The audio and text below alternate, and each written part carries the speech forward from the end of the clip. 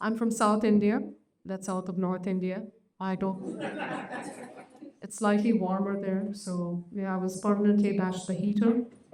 I consider wearing my winter hat, but then I thought maybe it's not so state savvy, so here I am. When Jay said once in the word, I couldn't talk about sex because Indians don't have sex. Immaculate conception. And I couldn't talk about alcohol because we don't drink, except on Saturdays. So I've been jogging my brain as to what to say today, that will not give away the fact that not only do I have a nose ring, but I have nothing to say, but I did think of something. Which said once on the road I thought about what Indians think of that term, and I think it's basically procreation. Because he's making one more for the road.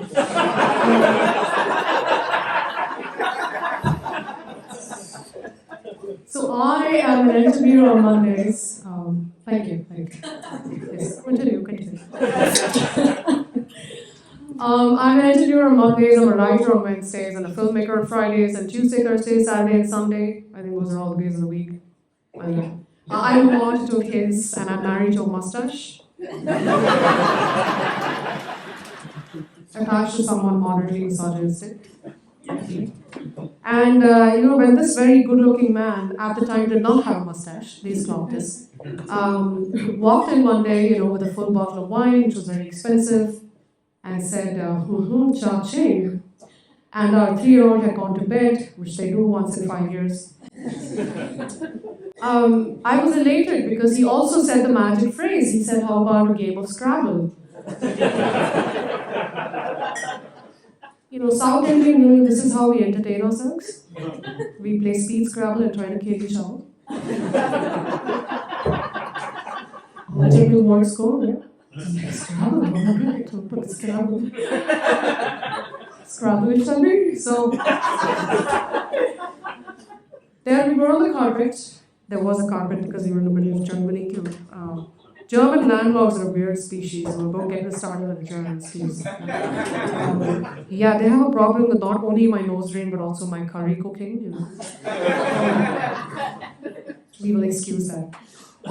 So there one, Scrabble, the carpet, yes. And I put out the highest triple word score there is, which is ZAX, And the bottle of wine had cost almost 25 euros, so it was doing a number on me. As I said, we don't drink alcohol, so And my husband did something naughty. He replaced the Z and the A with an S and an E. And he did this to me.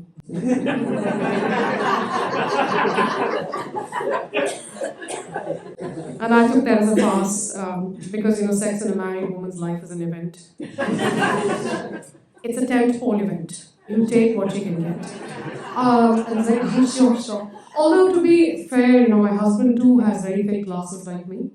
That night I wasn't sure if he was winking or blinking. Details. And I believe that's what led to baby number 2, right?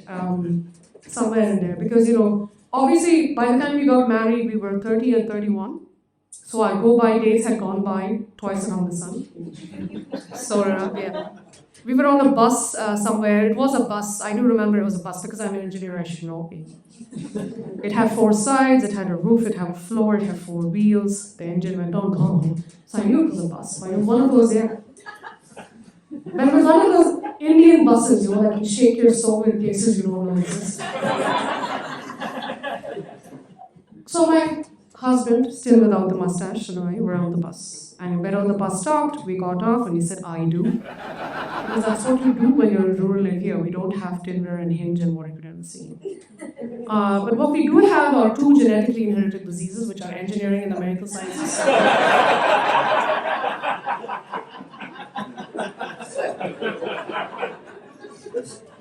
Anyone studying anything other than these 2 things, they're not worth looking at.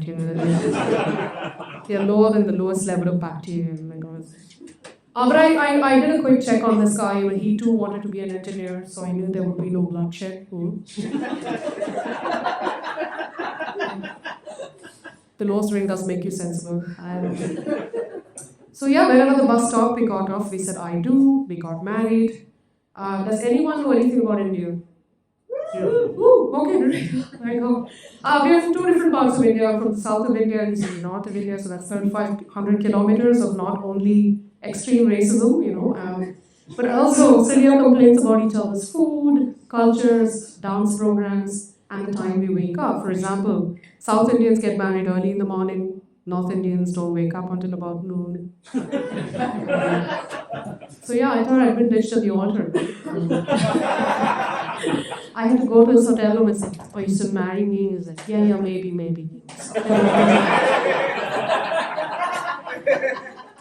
So baby number two, yeah, eventful. Having two children is not what it's made out to be. Yeah, it's an immediate recipe for hair loss, as you can tell. Which brings me to the subject of my show, which was before children and after diapers. I thought I was being very clever. BC, AD, and all that. It was mostly to pay tribute to my grainy hair. But before children, I used to think the concept of the challenge used to be riding my bike 100 miles, writing something scholarly because I am an engineer who sticks bolts in toasters. But after changing a mountain of diapers, I think the word challenge simply means remembering whether or not you brush your teeth that morning. Does anyone have young children in this room? Oh, I feel so loved and seen. Thank you. Before having children, I used to think that airlines are, capitalists. They enabled women like me to take cheap flights, 3.5 hours anywhere, and live my dream, whatever that might be.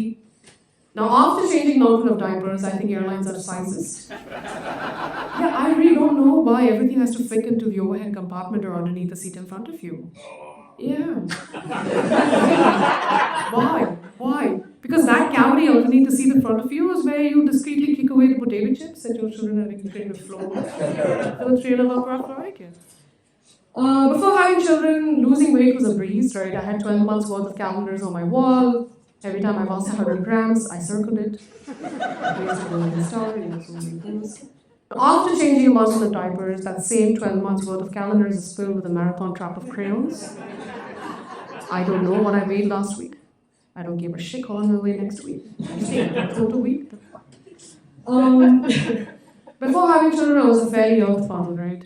In fact, on the day I was due to give birth, I picked up a note that my mom had written for me when my brother was born. She said, "Whatever he can do, you can do."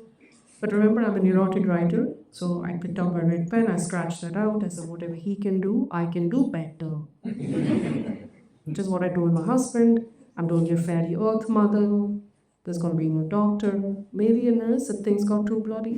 There's going to sprinkle fairy dust, basically glitter, in the hospital ward, yes. And there's going to be a woman with a ukulele. But as it turned out, giving birth in Germany is a bit of a cultural challenge. There are no ukuleles.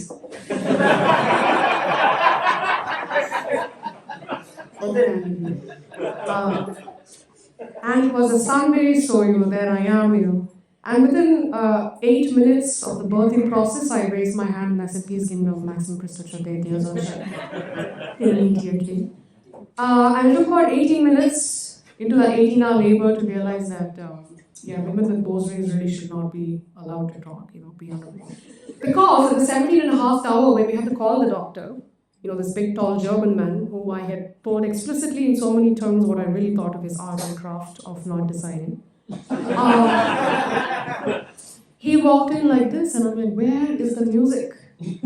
Where is it?"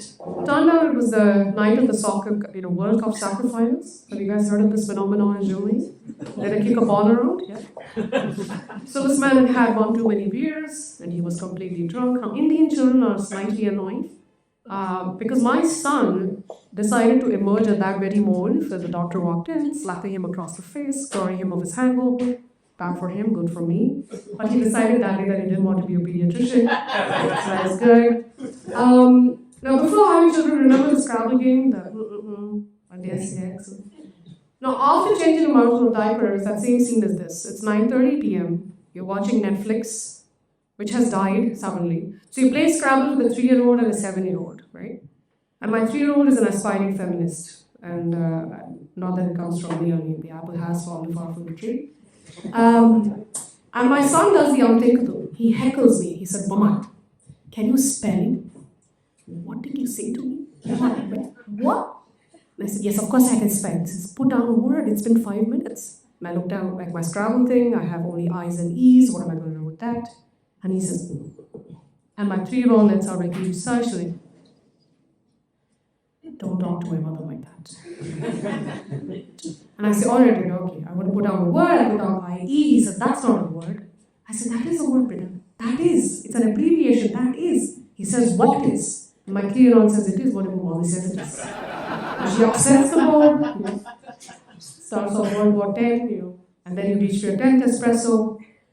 11 o'clock arrives, your husband is at the door, ringing the doorbell, this time with a cheap bottle of wine. Remember, we had 2 kids. And he's like, cha-ching.